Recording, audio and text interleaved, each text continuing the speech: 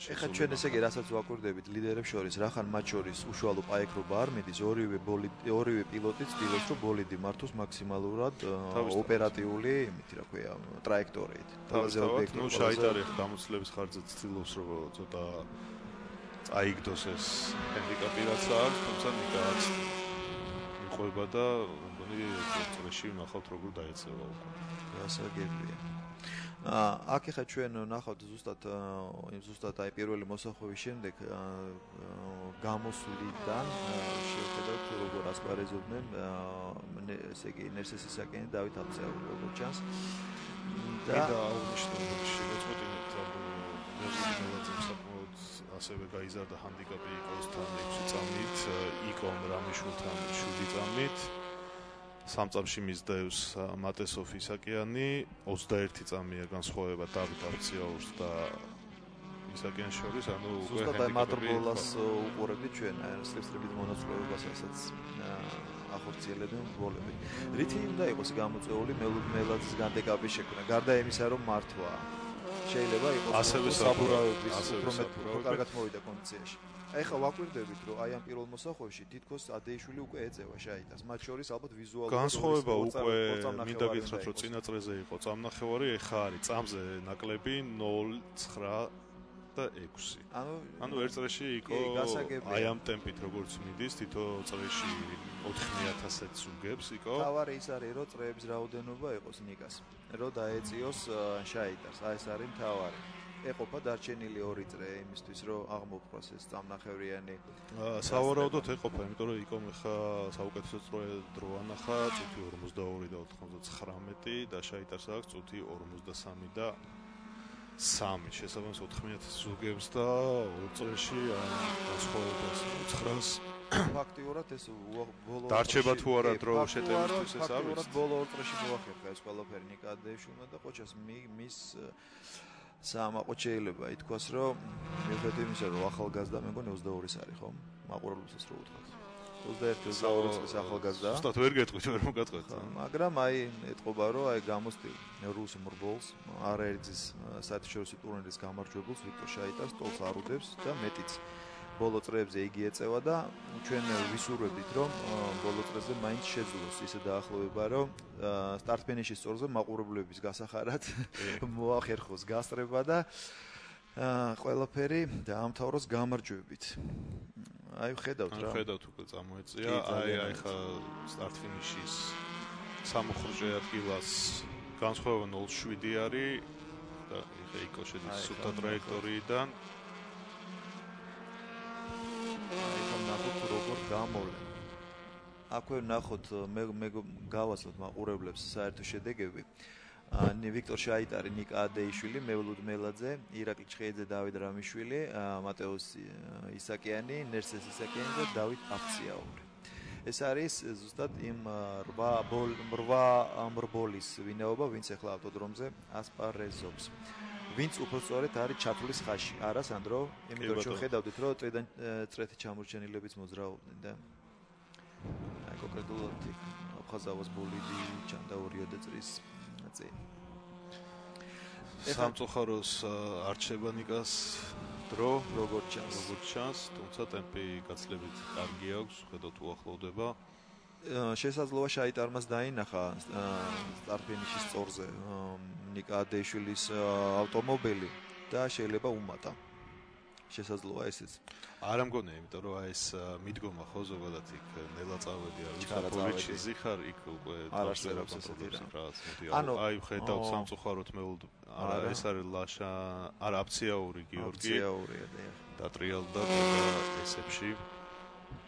მაგრამ განაგრძო ასპარეზობა და კარგია რომ განაგრძო ასპარეზობა, იმიტომ რომ გარდა იმისა, რომ ეხა შეიძლება ვერ მოხდე გამარჯვებულთა სიაში ან რაღაცა, ამას მოყვება ის, რომ გამოცდილებას იძენს ყოველი ახალი გამოცდილებები. ეხა ჩვენ ვადევნებთ თვალყურს, რომ შაიტარი სტაბილურად ლიდერობს. 0.8 არის განსხვავება. 0.8 არის. ანუ მაინც წამში რჩება ნიკა ადეიშვილი, ეს თუმცა მე დავაგვიშო რომ 4 წამს აგებდა და ძალიან ბევრს ნიშნავს ეს 3 წამი. 3 წამია, 3 წამი გამოყება, დიახ. ეხლა მთავარი კიდე ის არის, ახლა დიდი საფორმულე კლასებიდან გამომდინარე საბურავების შერჩენა ფინიშამდე ეს ყოველთვის აქტუალური თემაა ფორმულა 1-ში არის გავსი რა თავისთავად საბურავია ჩვენ ძალიან ბევრი მაგალითი გვახსოვს თუნდაც იგივე ფორმულა 1 სადაც ლიდერობდნენ და 20-25 წამით უსწრებდნენ და ბოლო წრეზე იმდენად გაფუჭებულა საბურავი რა მე-14-მე-15-ზე გასულან ლიდერები შესაბამისად მე ვთვლი რომ სამეულშიც ვერ მოხვედრილა კი ეხა უკეთეს სიტუაციაში არის იმპერატორი იკო საბურავი უკეთ და უკეთ იწყებს მუშაობას ჩვენ ხედავთ და შაიტარის ტემპიც ვარდება თან ეხა თუნდაც ეს მოსახვევი რამდენად აგრესიულად შევიდა ნიკა და რამდენად თხილად შაიტარი და აი რაც მისცა საშუალება ნიკას წამოწევის შეიძლება მაგაზე მეტყველებს ხო? კი თავისთავად იმიტომ რომ როცა საბურავი უკვე მიჩოჩავს ან სნოში მიდის ეგრეთ წოდებულში ანუ ძალიან რთულია ზოგადად ამ დროს პილოტირება. სანდრო შეიძლება ესე იგი მაინც ჩვენ გასტრების მონსტრები გავხდით. ნახოთ ადეიშვილი როგორი აქტიურებს ბოლო წრეებზე. ეხლა დიახ 2 წრე არის დარჩენილი. კარგი იქნება თუ აი გულშემატკივრების გულის გასახარად ვინც ახლა ტრიბუნებზე იმყოფება და მინდა აღნიშნოს ტრიბუნები თითქმის სავსეა ცენტრალურ ტრიბუნებზე მაქვს საუბარი ეს ძალიან კარგი აი ტრიბუნებიც სავსე არის ქვედაც სავსეა და კი და აი ხედავთ იკო უკვე როგორ მივახლო და დაანახა თავი საფიში აი წავიდნენ ბოლო წრეზე და ფაქტიურად ადეშულს რჩება ბოლო წრე და ვიქნებით ჩვენ მონსტრენი ვიქნებით 3 არის უკვე მათ შორის აი იკო ძალიან სწორი შეება ეხა ოდნავ ჩამორჩა აპექსში იმისთვის რომ უფრო კაი გამოსვლა კონდეს და საუბრობთ უკვე შემდეგ მოსახვევის შეძლებს სანდრო ხიდის ქვეშ გასწრებას ხიდის ქვეშ გასწრება ამ დისტანციიდან ძალიან რთულია თუმცა შემდეგ ანუ ეს სწორედ სადაც ძალიან ძიმე სამხუჭო ადგილი არის აი ეს მოსახვევი სანამ შემოვიდოდით ესე იგი შეტევის ხაზზე დგას მაგრამ ესე რომ თქვათ გადავწყვეტით რომ მაგალითად უკვე სარკეებში ანახებს თავის ავტომობილს რომ გასწრებას აპირებს რაღაც გავსი მოხდების შეიძლება ეხლა ჩვენ დავინახეთ რომ ეწევიან უკვე წრეზე დიახ წრეულზე ამით უნდა ისარგებლოს აუცილებლად თავარია წრეულებმა ხელი არ შეუშალონ ალბათ ნუ ამ ხელშეშლით შეიძლება რომელიმე მაინც უშლის წრეული ხელს და უკანა მაქამ აუცილებლად ისარგებლოს ამ მომენტით აი ეს არის წრეული ზუსტად წრეულია ზუსტად და ეხა განსხვავება 800 მეტრი შემდეგ წრეზე უკვე ასაგები ეხა როლებმა გაიარეს ბოლოს წინა მოსახვევი ეხლა შევლენ ყველაზე დიდ მოსახვევში სტარტ ფინიშის წორამდე აი აქ სიჩქარე არის სადღაც შესვლისას 150 გამოსვლისას 140 საკმაოდ საინტერესო რეზონანსული მოსახვევი რომელიც გაჩოჩებს მარჯვენა მხარეს ანუ ცენტრიდანული ძალები მოქმედებს აი ამიტომაც გადიან ეს ფლებით ფართოდ აი ხედავთ ნიკა არა სამწუხაროდ არ გვეყო სულ რაღაც მეტრები არ გვეყო თუმცა განსხვავება 0 და 2 იყო უკვე მეულოცოთ მაინც ნიკადეიშვილს მეორე ადგილი მით უმეტეს ესეთ გამოსtildeილ აი ჯერ ფინიში შოთა აფხაზავას და რამიშვილს შორის ნახოთ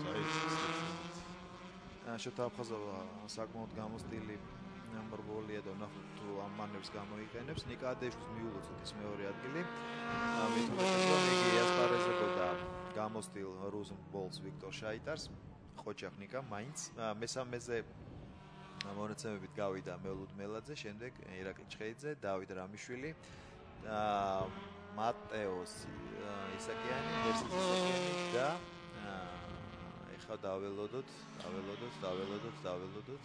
სულ რამდენიმე წამიდა დავით აფცეორმა და ფინიშა დიახ და ეხლა იქნება აი უკვე ხედავთ საფინიშო ალამს საფინიშო ალამი აფრიალდა და ფორმულა ალფა დაასრულა ასპარეზობა ამ დისციპლინაში პირველ სამეულს მოგახსენებთ ანუ პრიზიორთა პირველ ადგილზე ვიქტორ შაიტარი მეორეზე ნიკადეიშვილი მესამეზე მებლუდ მელაძე კარგია რომ თანაგუნდელებმა მეორე მესამე საფრიზო ადგილი ბოლოს ფის გულს მართლა ჩვენი გვანახეს მართლა მაღალ ტონებზე იყო მთელი ჩემპიონატი ლიდერობდნენ აღსანიშნავი ის არის რომ შაიტარი ამდენი წლის განმავლობაში ზოგადად ამ კლასში მოღვაწეობს და ძალიან კაი შედეგები აქვს და პრინციპში მელუდი და ნიკა წელს დაჭდნენ ანუ ახალბედები არიან ამ კლასის და ძალიან ბევრი კიდე არიციან ამ კლასის რა გამოიხენა რა გამოდია თუმცა ყველაფერი წინ გვაქვს ჩვენერი ავტოდრომი მთავარი არის სპორტი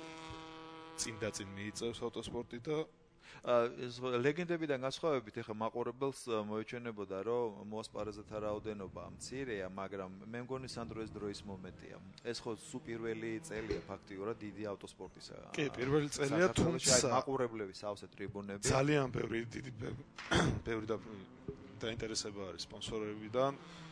ანუ უნდა ვიბედუროთ რომ მომავალ სეზონზე გას ესე ვთქვათ მანქანებზე და მე ვთვლი რომ მომავალ სეზონიდან ფორმულას კლასში ალბათ 25 მანქანამდე უკვე შეგროვდება. ძალიან კარგი. და ალბათ მომწრენი ვიქნებით იმის რომ კვალიფიკაცია ჩატარდება იმისთვის რომ 21 მანქანამდე შეისწავლოს. დიახ. ეხლა ვხედავთ რომ უკვე აწონვაზე მიდიან ავტომობილები, ეს ნიკა ადეიშვილი იყო. ნუ ანუ ჯერ ბოლა ფაქტიურად არც დამთავრებულა, იმიტომ რომ ეხლა ტექნიკური რეგლამენტის მიხედვით უნდა აიწონოთ თუ ეკნებათ აქ რა შეიძლება რომ გამოვლინდეს ტექნიკური ხარისხით ყოველ კლასს აქვს თავისი რეგლამენტი, წონის შეზღუდვა, შასის, ასე შემდეგ. იწონებიან მანქანები თუ წონა აღემატება დაშვებულ შესაბამისად ჯარიმდება პილოტი, ჯარიმდება გუნდი და ანულირდება შედეგები. და ავტომატურად მომდევნო პილოტი იკავებს მის მომდევნო პილოტი იკავებს ან ხედავთ აწონის პროცედურას. ამიტომ არის აუცილებელი რომ იგივე ჭუჭყის აკრეფა საბურავებზე რომ წონა ავიღოთ ზედმეტი. ანუ დასაშვებზე მსუბუქად რო არ აღმოჩნდეს. ბენზინი იწვის თავისთავად, საბურავიც სვდება. შესაბამისად წონაც აკრებათ. ჭუჭყი რო აიღოთ რომ წონა დაემატოს იქ გრამებზეც არის უკვე საუბარი. მე თუმეტეს ჩვენ როგორც ვიცი დიდი ავტოსპორტიდან მრბოლები საკმაოდ წონას კარგავენ თვითონ სითხის ხარჯზე. კი, ფორმულაზე 3-დან 4 კილომდე არის თან გადაკვეთა არის ცოტა გაცილებით მეტი აქ ჩვენთან არის დაახლოებით 2 და 7-მდე ჯერზე მაგ საუბარი გადატვირთო ხედავთ მოგონებთ. აი მელოდმელაძე მესამე ადგილის გახარებული. კი. თან აწყენი გახარებული. ხო, შეიძლება ითქვას, მაგრამ მე როგორც ვიცი მეულუდან ურთიერთობით მას ძალიან უხარია რომ ნიკა ადეიშვილი ფაქტიურად ვითარდება. კი, იმიტომ რომ ფაქტიურად მეულუდას ხელში იზრდებოდა ნიკა ამდენი წელი, ნიკაც, იკოც, ნადირაშვილიც. ძალიან ბევრი რამე სწავლა შეიძლება. აი საქართველოს ჩემპიონი მანქანაზე ნიკოლო ზადეიშვილი ეხლა იქნება ტექნიკური გარჩევა ავტომობილის მან დღევანდელ რბოლაში კი როგორც ჩანს დღევანდელ რბოლაში მან მხოლოდ მეორე ადგილი დაიკავა მაგრამ ეს მხოლოდ პირობით თავისთავად ფაქტია რომ წინა რბოლაზე გახდა უკვე საქართველოს ჩემპიონი იმდენი ქულები და ხედავთ როგორ ლოცავენ მისი მეგობრები კი გულშემატკივრები და მეგობრები მე ძალიან მეამაყება და ალბათ მთელ ქართული ავტოსპორტის მესვეულებთ რომ ჩვენ ისეთი ტალანტები გვყავს უკვე და შეიძლება მომავალი წლიდან ვიხილოთ საერთაშორისო ასპარეზზე ეს ჩვენი მრბოლები. კი, აუცილებლად აი საინტერესო იქნება მეულტმალდის მანქანიდან მე ორი კამერა უყენია ჩანაწერის აკრეფა. რო ზუსტად აი დამცავ კარკაზე ეყენა მეულუც ორი კამერა. ალბათ ერთი წინ იღებდა ერთი უკან სავარაუდოდ. კი. ერთი GoPro არის და მეორე არის სტანდარტული მრგვალი კამერა. ძალიან კარგი სანახავი არის ხო როგორც კი ლეგო პლასტერით დამაგრებული ეს არის მეულუდის ხასიათიდან გამომდინარე თავის ბალეშიკების გათამამება YouTube-ზე თავის Facebook-ის გვერდზე ყოველდღიურად ტვირთავს ეს და მე უბრალოდ რა მინდა იცი სანდრო თქვა რომ მეულუდის აი ამ მასალით მე ფაქტიურად ეს სკოლა არის ისევ იმ ახალგაზრდათვის თავისთავად ყველა სწავლობს უკვე კომპიუტერულ თამაშებშიც გააკეთეს რუსთავის ავტოდრომის ძალიან აი ულოცავენ ეხა ერთმანეთს იკო ჩხეიძე და მელოდმელაძე ყოჩაღ მელოდ ნუ ეს არის ეგრეთ წოდებული დახურული პარკი სადაც არავინ არ აი აქ რა ხდება აი ხედავთ რომ ბორდიურებია და მაყურებლები იქიდან უყურებენ ანუ არ შეიძლება ანუ ტექნიკური პერსონალის ისევ და ისევ ავტოდრომის გარდა არავინ არ შედის იმიტომ რომ მანქანას არ მოუმატონ დააკლონ რაღაც ნაწილი იგივე წონა რაღაც რო არ მოემატოს სანამ მე უკვე რბოლის შემდეგ ტექნიკური კომისია სრულად არ შეამოწმებს ამანქანებს როგორც ჩანს მიკარება ავტომობილებთან დახურული. ეხლა ჩვენ დავინახეთ რომ მორბოლები გაეშურნენ პოდიუმისკენ, რამდენიმე წუთში შედგება მათი დაჯილდოება. მე სულ ვამბობ ხოლმე სანდრო რომ დაჯილდოება და პოდიუმზე ამ პილოტების ასვლა გამარჯვებულდა ეს რაღაცა ისეთი ტრადიციაა რომ განუყოფელი რიტუალი არის ავტოსპორტის შამპანური შეხებები. ყოველთვის მიხარია ხოლმე ამის აღნიშვნა იმაში და ეხლა ალბათ მსგავსი რამის მომსწრენი გავხდები. მე მგონი ეს ახალგაზრდა მრბოლია სომხეთიდან. კი ეს ისაკიანი ყოჩახ, იმიტომ რომ შეხედულებიდან აშკარად ეთყობა, რომ ახალგაზრდა მაქსიმალურად კი, მაქსიმალურად კარგად. აი, ბევრად გამოსtildeმა დავით რამიშვილმა, ესე ვთქვათ, მიესალმა და მიულოცა ეს ასპარეზობა, გამარჯვებამდე როგორც ჩანს ჯერ შორს არის, მაგრამ ყველაფერი იწყება პირველი ნაბიჯებიდან. თავისთავად. და აი ახლა საუცხო ხედი ჩვენი საკომენტატოროდან საუცხო ხედი ცენტრალური შენობიდან ახალ ორიგინალურ აი აქ უნდა ვთქვათ რომ პოდიუმის უკან ხედავთ დიდ მონიტორს ეს ტრადიცია ძალიან კარგია რომ რუსთავის ავტოდრომის მესვეურება დანერგეს მე ნანახი მაქვს მე თვითონ რა ხელა ეფექტი არის ისტანბულ პარკში როცა ვიყავ თუმცა ესეთ პოდიუმის სახით ძალიან ერთ-ერთი არის რუსთავის ავტოდრომი რომელსაც აქვს ესეთი პოდიუმი მით უმეტეს უკან მონიტორით ხო მონიტორით ხო ანუ ძალიან ბევრ ტრასაზე არც არის მე მგონი მართალი რო გითხრათ მე ისტანბულ პარკზე ნანახი მას ეს უბრალოდ გულშემატკივრებლისთვის არის მოსახვეებში ესე ტრიბუნა რო ხედავდნენ აი ხედავთ ბანერათაც იქცევა პირდაპირ ტელეტრანსლაციათაც და აი ახლა ნახოთ კრეატიული იდეა არის ძალიან და აი რა ლამაზად არის აბრა დადებული ეს ბანერი ანუ ყოველი კონკრეტული ჩემპიონატის ყოველი ეტაპის გაშუქება სპონსორებით კი თავის სპონსორები და ასე შემდეგ თუმცა სამწუხარო აქვს ხედავთ Volkswagen-ს Rivalars, Altas, Jones და საკუთარი გუნდები რო არ გააჩნიათ და ვერ ხედავთ ალბათ მოვა დრო როგორც ჩვენ თქვი მომავალი წლიდან აი მერაბ აფხაზავა ერთ-ერთი სული ჩამდგმელი ერთ-ერთი კი ალბათ თავარი სული ჩამდგმელი ამ განახლებული ავტოდრომის მაყურებელს შევახსენებთ ეს მორბოლიშოთ აფხაზავას მამა იგი გადაცემს მელუდ მელაძე ავიდა მესამე საპრიზო ადგილზე ზუსტად მერაბ აფხაზავა გადაცემს მას თას ძალიან გულისამაღლებელია ეს პროცედურა ჩვენ გვინახია დიდ ფორმულებში როგორ მიდის ინტერვიუები ასე შემდეგ როგორ არის შამპანოვის ხეებები ცრემლები გამარჯვებით და ასე შემდეგ და ძალიან მიხარია რომ ჩვენ ქვეყანაში რუსთავის საერთაშორისო ავტოდრომზე მსგავსი ღონისძიების მომსწრენი ვარ სანდრო აი ახლა გამოვა ხედავთ იკოს ჭრეიძეს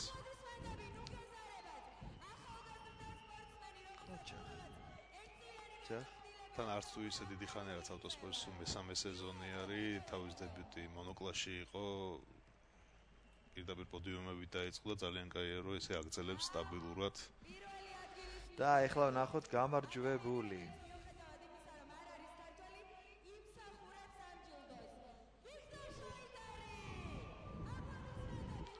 და აი გამარჯვებული ვიქტორ შაიტარის კი დაასრულა მეორეზე, თუმცა ეთყობა რაღაც დისკვალიფიკაცია მისცეს ეთყობა. იმიტომ რახან ნიკო ჩხეიძე ავიდა მეორე ადგილზე. აი ვიქტორ შაიტარი გამოსტილი რუსი მრბოლი არაერთი საერთაშორისო ტურნირის გამარჯვებული, მერაბ აფხაზავამ გადაცა მას თასი, ეხლა სანდრო ასაც მე ვსაუბრობდი იქნება შამპანური შხეფები. აი ჩხეიძემ იაქტიურა პირველი სტილოს გახსნას ეს სანუკვარი შამპანურის ბოთლი და ეხლა იქნება შხეფები. შხეფები და ტრიბუნის ქვევითაც როგორ ენახათ ხალხი როგორ იწევა ამ დროს როცა კი ჩვენ ხედავთ სამწუხაროდ მაყურებლები ვერ ხედავენ და ეხლა იქნება როგორც წესი თავის გულშემატკივრებსაც თავის სტილ შამპანურის შხეფს კი ახლა უვარდება ტექნიკოსებს და ეხლა უკვე თავის სტილ შამპანურის შხეფს აი ხედავთ რომ გათავისუფლდა ქვევით ადგილი იმიტომ რომ ყველა აი გარჯევანიძეს